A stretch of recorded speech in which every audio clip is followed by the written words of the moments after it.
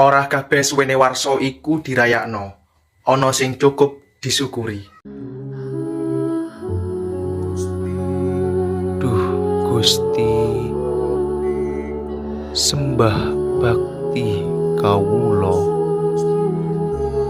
Warsa wus linampahan, suka duka kang sampun dadi laku.